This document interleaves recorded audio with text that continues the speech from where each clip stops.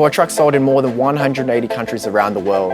How do you build on an already successful design, future-proof the visual look, and take it to the next level of capability and wow factor? As designers, we engaged with customers much earlier in the process, spent more time with them, and got more insights than ever before. We watched how they used and interacted with their trucks. We noticed what they loved and what challenges they had.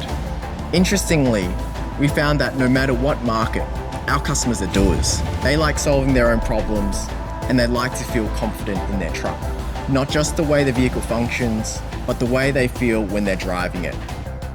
We took influence from our 4 global portfolio, but also trying to push the visual language of the truck so it feels contemporary and advanced when it hits the road.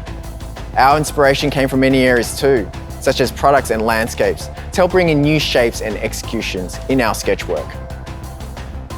I get asked a lot, what was your biggest surprise from all the research? I can tell you it wasn't something on the exterior or anything on the interior.